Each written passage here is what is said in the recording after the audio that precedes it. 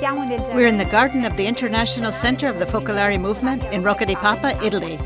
This is where our linkup begins. Un momento prego, la chiamano per una collettiva. Bleiben Sie bitte am Apparat, Sie werden für ein Konferenzgespräch verlangt. Un instant s'il vous plaît, on vous demande pour une conversation conférence. Un moment. Pronto? Ciao Poppy! Adesso vi passo Chiara! We're going on a tour around the world. It'll take a bit of time because the world's quite big. È una conferenza telefonica. It's a conference call where I give a strong spiritual thought that we can live together. When we call the zones and they answer, "Hello, how are you?" So it's the life of a family. It's wonderful. Meraviglia. Its aim is to help us go on a holy journey, a journey towards holiness.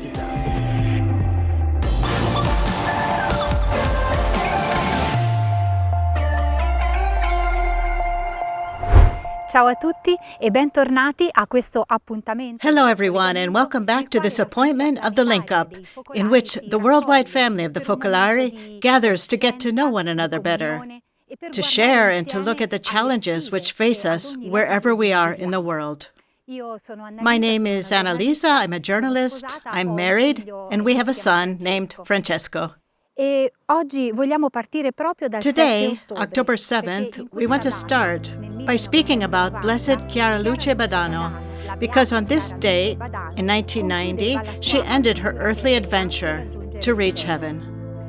Chiara Luce was a girl with many talents. She was attractive, good at sports, and had many friends. She heard about the spirituality of the Focolare when she was 9. She discovered God as love and chose Him as the ideal of her life. When she was 17, she was diagnosed with a very serious cancer, which she faced, placing her trust in God even in the most difficult moments. Now, through the words of her parents, Ruggero and Maria Teresa, we want to relive that October 7th. Il rapporto con il suo Gesù è ormai così intenso che talvolta si vede costretta a raccogliersi in se stessa, per paura di perderlo. Ma sono eccezioni. Chiara continua ad amare i genitori, i medici e gli infermieri, gli amici. È sempre interessata ai problemi di chiunque vada a trovarla. Scrive a un'amica: l'importante è fare la volontà di Dio. Io magari avevo dei piani su di me, ma Dio ha pensato a questo. Voi però non potete immaginare qual è adesso il mio rapporto con Gesù. Avverto che Dio mi chiede qualcosa di più grande. Forse potrei restare su questo letto per anni, non lo so. A me interessa solo fare la volontà di Dio, fare bene quella, nell'attimo presente, stare al gioco di Dio.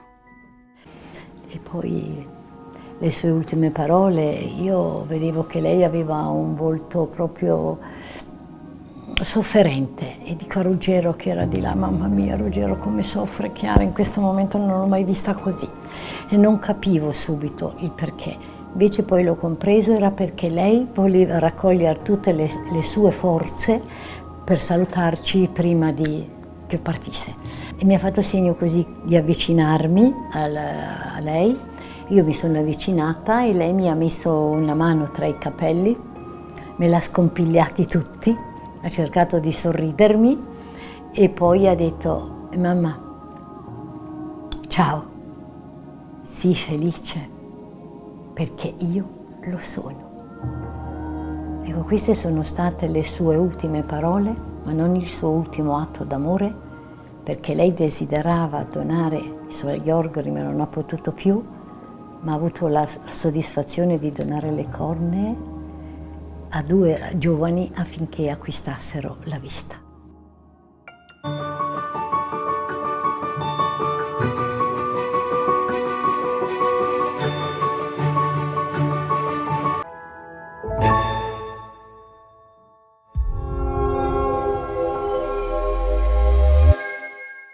Una morte così, una There's fedeltà no way you così can fino alla improvise fine. that kind of death, that kind of Certamente non si faithfulness improvvisa, right to the ma si end. costruisce It's giorno built per up day giorno. by day. Sii Be felice happy perché io because lo sono. I'm happy. This is the testament that Chiara Luce still passes on to young people today, including the many young people who will remember her on October 29th, the date of the liturgical feast dedicated to her. They will do so through many events dedicated to her, both in Sassello, her hometown, and in many other cities around the world. For more information on how to report an event or organize one, you can consult the website of the Chiara Badano Foundation or contact the foundation directly. Chiara Luce Badano shared the same dreams and projects of many of the young people of the Focolare. Today, a group of those young people is here with me. They are from various countries of the world and are spending time at the International Center. This is Jesús from Cuba. We've just talked about Chiara Luce. Like us, she had dreams, projects to build unity and to achieve that phrase of Jesus, may they all be one. We're doing this by following roads, routes, and pathways. Which pathway are we living at the moment? We began this journey of pathways during the United World Week. It aims to embrace humanity and trigger the change through which we hope to develop social projects and to take care of others, an endeavor in which art is also fundamental. Over the next few months, through the linkup, we would like to share with you some experiences of people who try to do this every day. People who are completely dedicated to taking care of others, who want to give their lives for their people.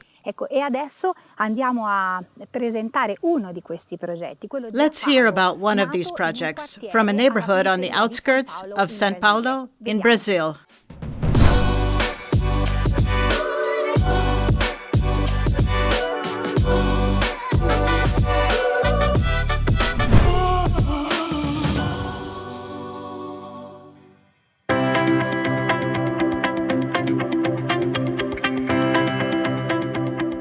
When we arrived in 1979, this road was a dirt track. This was the start of the community.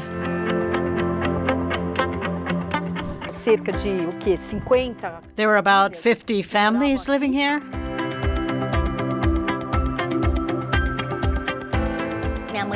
When my mother, who was from the Northeast, arrived, the shacks were all made of wood. There were no basic sanitation facilities. We lived with open sewage, with an endless number of insects, putting our health at risk. Via Aparecida is located in the Pedreira district in the southern region of São Paulo City and has a population of about 145,000. In 1979, a group of young people met the residents of the community, and from that moment of friendship, the project to rebuild the houses was born. Today, more than 700 houses have been renovated. Among those young people was Adriana Rocha. I realized that being here and making concrete plans for building a house, for activities with children, was really an aesthetic experience for me, similar to what I was practicing in my studio. Here too I was creating something, maybe not the same as I would through my paintings, but within the social fabric. The very important thing is that this dream was the first of many.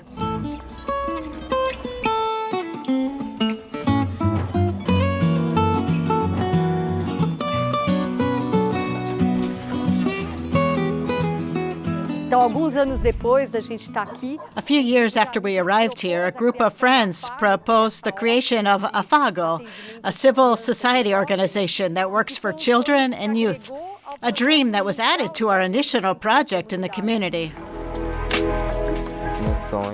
My dream is to improve society, to be a policeman.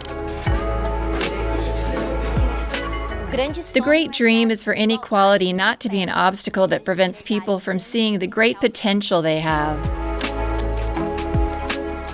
In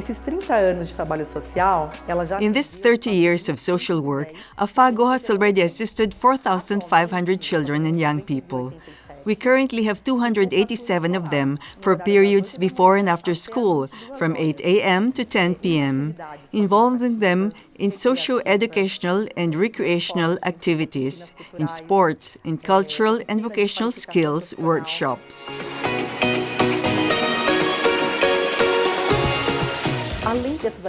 In addition to these activities, Afago offers these children a welcoming place where they can feel loved, where they can form new bonds and friendships that they will carry with them throughout their lives. A focus on the individual person, on what they will be able to learn here and then take it to society. Afago has been very important in my life journey because there are many difficulties in my community. So Afago has been very welcoming. One day, while planning activities, I said I would like to have capoeira dance classes and a space that was suitable for this. Today, Afago has a sports field and capoeira classes. I teach capoeira to more than 300 children. I am also an athlete and I take this art to many places in the city of Sao Paulo.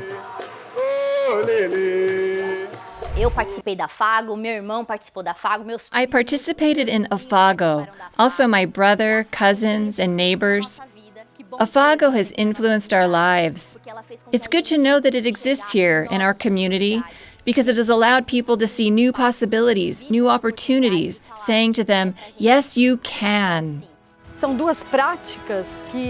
These are two experiences in my life that complement each other because my work here undoubtedly supports my artistic activity. Likewise, my being an artist provides great support for my work here. Also, thanks to Afago, I was able to live out a motto that is very important to me today as a political activist, as a lawyer, fighting for the rights of people in the suburbs, to give your life for your people.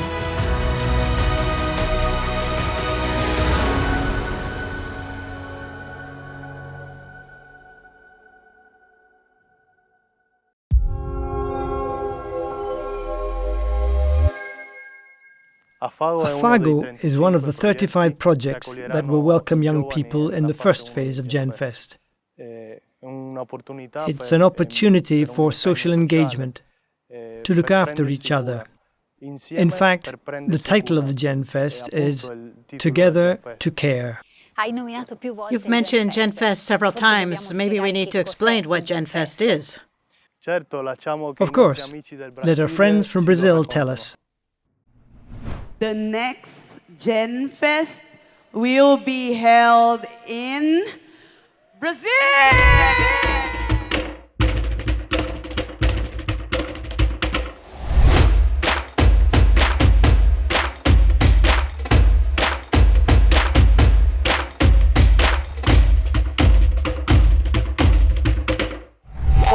Hey guys, I'm Gustavo Monteiro, and I'm here in the city that will host the main Genfest event, Aparecida. From July 12th to the 24th of 2024, we are expecting over 6,000 young people from all 5 continents. The idea is to witness that together, peace, unity, and fraternity are possible between peoples.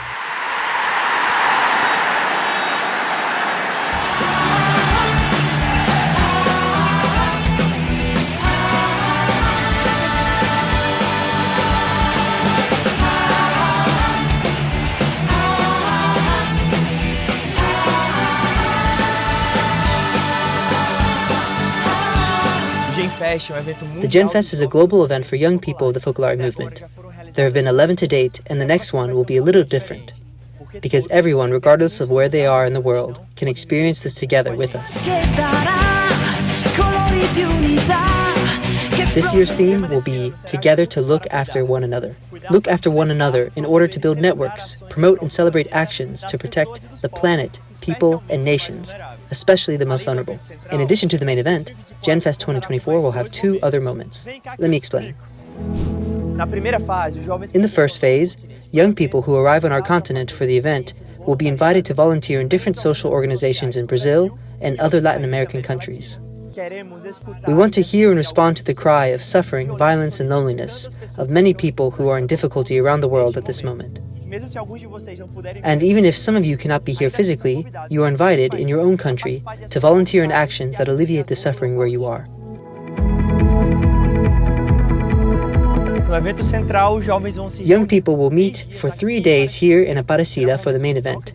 It will be a time to share experiences and culture, so as to inspire thousands of young people from different cultures, ethnicities, and religions to live for a common dream, a united world.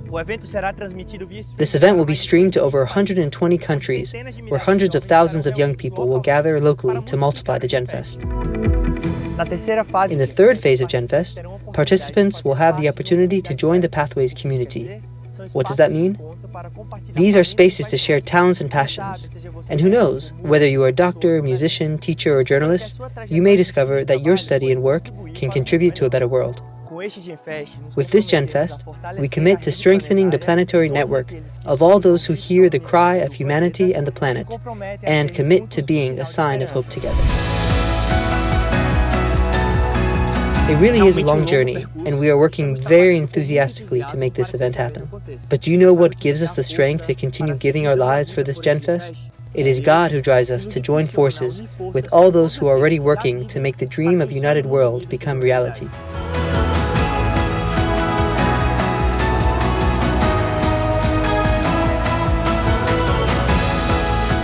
Oh, and you can follow everything that is happening through the website, genfest.org, or through our social media. See you later, and see you there.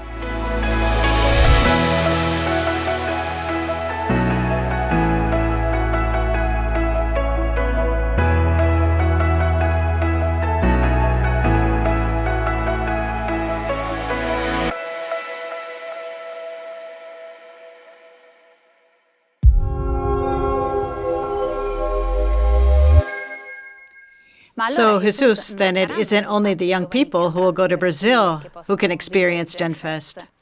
No, in the first phase of Genfest, each of us can be a protagonist in different ways. Through prayer, by fundraising, by participating in social projects in our local communities, and by inviting many young people to live this experience with us. This is why, in October, we will open registration on the website, genfest.org. You talked about living an experience of fraternity, a concrete experience of unity, an experience that leads to creating bonds of reciprocity. That raises the question, where does that spark of light that pushes us to dare, to go towards others, where does it come from? Let's listen to Chiara Lubich.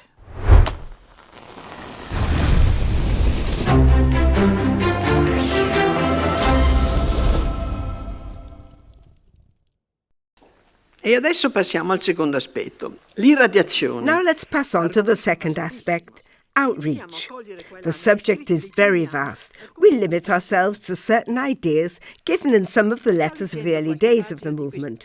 Reading just a few of these pages about this aspect, we can understand that the first inspiring spark was love. Yes, it was love. A spark was enkindled, it spread light all around and burst into flames, setting the world on fire. Love reaches out. Love in and of itself bears witness. Even when you speak, your words should be backed up by the witness of your love. First you have to love, expressed in concrete experiences, and then share your experiences. This is how the first Christians acted. One episode has always remained deeply impressed on my heart, and it's the secret of our outreach, the required point of departure. I was walking along the streets of Einsiedeln, and I saw many people of various religious orders passing by, because there's a beautiful shrine there. I was especially impressed by the Little Sisters of Charles de Foucault. They rode by on their bicycles, wearing peasant scarves, and they looked so full of life. The expression on their faces reminded me of their founder, Foucault, who they say cried out the gospel with his whole life. In fact, those sisters seemed to say, "Blessed are the poor in spirit. Blessed are they who mourn." Not the beatitudes that the world would like to hear, but the scandal of the gospel. At that moment, I too felt a great desire to give my witness also externally. But I couldn't see how. At a certain point, I met one of my companions, Natalia, and I told her, "You know, I saw how those sisters made a deep impression on me. Their apostolate wasn't with words, but by the way they dressed, and I wished we could do the same. But how can people know God through looking at us?" Ah, I know. By this everyone will know you're my disciples, if you have love for one another. Therefore, mutual love was our uniform.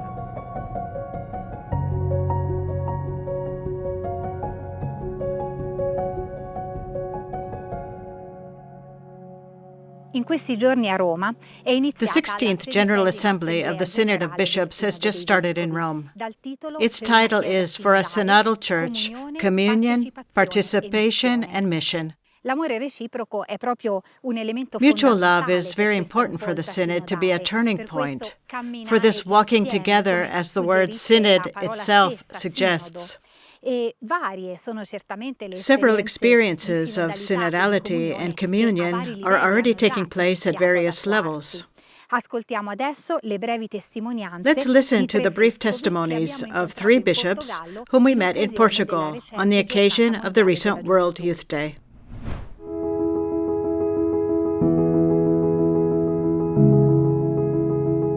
The bishops had the opportunity to spend time listening and dialoguing with each other, a concrete experience of communion of a people on a journey. This is synodality, a way of life, a way of being in the church by actively participating in its mission. This was already experienced in the previous stages of the synod, as we will hear from some bishops from various countries who, in their dioceses, are living the daily experience of this journey.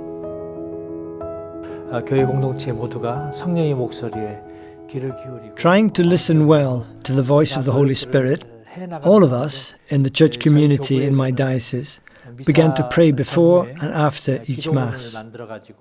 Then, in our synodical journey, I strive to walk together with the people of God.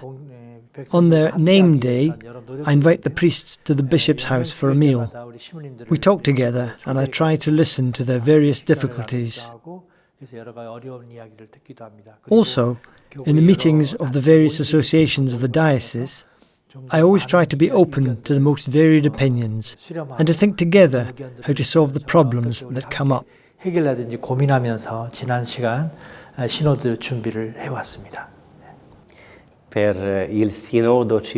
For the Synod, we prepare ourselves in the way we live. Every now and then, we need to take some more steps and be attentive to others. We prepared with the young people an ecumenical program that was very important.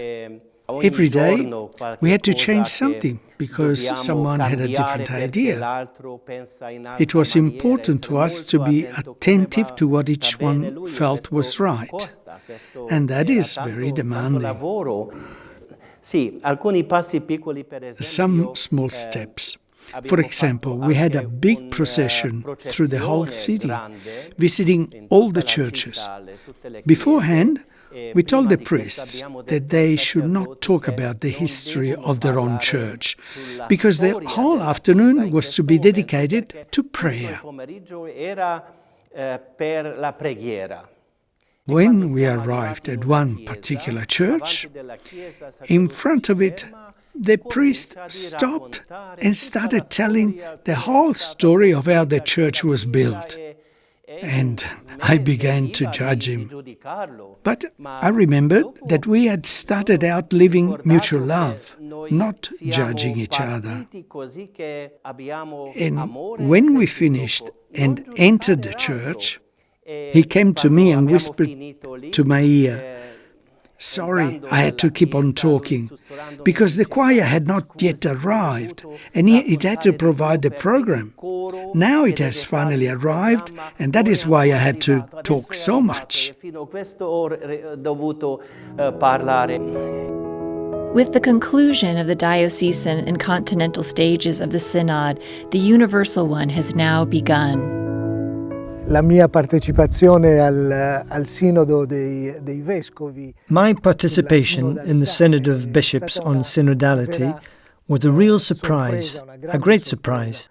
It's a big responsibility, which I'm trying to live so as to prepare myself, obviously in prayer, and by trying to live as much as possible in communion with everyone.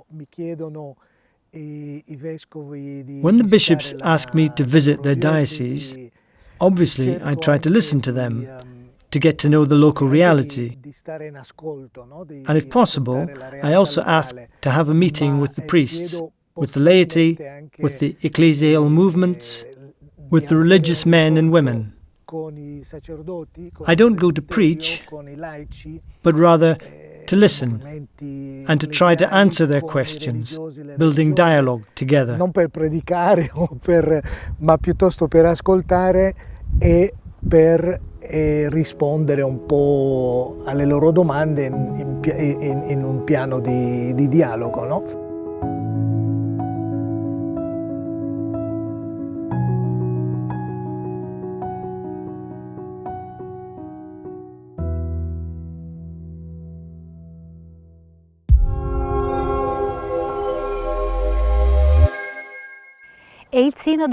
The Synod began on September 30th with an ecumenical vigil in St. Peter's Square in Rome. The title was Together, Gathering of the People of God. It was animated by the Taizé community, and it involved many young people and was prepared by representatives of several Christian churches. Lorenzo Russo was there for us in St. Peter's Square.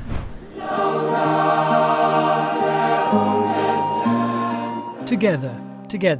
The synodal path is walking together, but with a special characteristic: silence, the soul and breath of prayer. It centers precisely on this theme, silence. The Pope's reflection in the ecumenical prayer vigil in St. Peter's Square in the presence of 18,000 people, including over 3,000 young people from all over the world. At the end of the vigil, we met Jesús Morán, co-president of the Focolare movement, who participated in this event. Jesus, this is the first time that an ecumenical vigil precedes a synod of the Catholic Church, and it was organized by representatives of various churches. What is the significance of this? I think that today, in this square, we've experienced a really historic moment, because a synod of the Catholic Church has never before begun with an ecumenical vigil. It was very clear, though many have said it, there is no synodality without ecumenism. There's no ecumenism without synodality.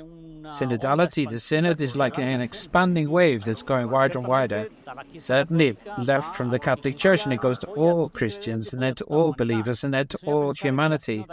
You have to think that synodality, and this is what I believe, is the vocation of humanity, this walking together as humanity. And the Pope said something very, very strong. He said, this synod must be a kairos of fraternity, and that has begun among Christians to be truly brothers and sisters. Synodality is something that is highly regarded by other churches, and maybe the Catholic Church also has a little bit to learn in this regard. Can we say that this, then, is a synodal process, both among the various churches and in the Catholic Church? Absolutely, we've seen that. I was moved when I saw the leaders of the churches coming down the steps with the Pope. It was something very profound. Synodality is as old as the Church itself. Church means synod, synod means church. Afterwards, because of the separation, I think each church developed one aspect of synodality. In this sense, it's now a richness. Now, looking from the point of view of unity, we're at a time when we can bring together the various synodal riches, that is, the various synodal paths that all the churches have developed over time. That's also the beauty of this evening, and we've begun to experience this reality. Young people from from 18 to 35 from different countries who were invited to this vigil. What does this mean? And most importantly, what was it like for you to share this experience? I would combine the presence of young people with the concept of hope. The Synod is the hope of the Church. It's the hope of the churches. It's the actualization of the Second Vatican Council with this ecumenical impetus that it had. And so if we talk about hope, we talk about young people. Young people are the present. They are the future of the Church. And in my opinion, they are more ready than us adults to live a true experience of synodality. We've also seen from the experiences shared here today that this hope of young people is not a naive hope. It is a hope that starts from pain, from deep suffering, but they overcome these difficult situations with hope, and they give hope to us. The future is theirs, the present is theirs, synodality is theirs.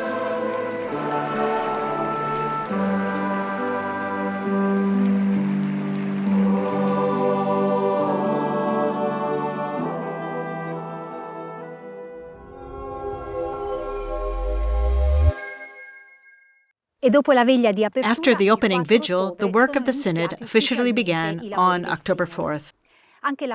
The president of the Focolare movement, Margaret Karram, is one of the participants. Alessandro De Carolis spoke to her.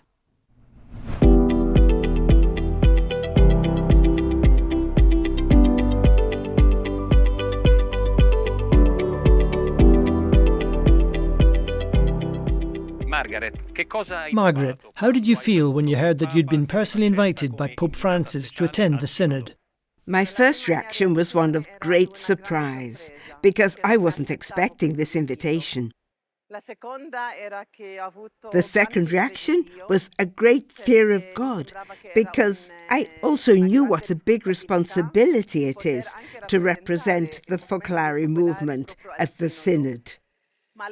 But at the same time, I felt a great joy, because I thought that I would be there, not so much because I have something to give, but because I want to be part of this living church. And I remembered the meeting with Pope Francis when we met with him after our General Assembly, that my first words to him were, I want to be a daughter of the Church, to be at the service of the Church. So when I received this invitation, that's what came to my heart. This is my opportunity to be even more at the service of the Church. What advice would you give to the whole work of Mary so as to live well this special moment of the Church, this Synod? I've been preparing in these days for the Synod, thinking a lot about it. What struck me the most was to think that to describe a synodal church, there are three words: communion, participation, and mission. And suddenly something came to my mind, and I said, if at the basis of communion, participation, and mission there is not charity, then we cannot journey together. I thought of the first Christian community in Jerusalem. They lived communion, both spiritual and material communion.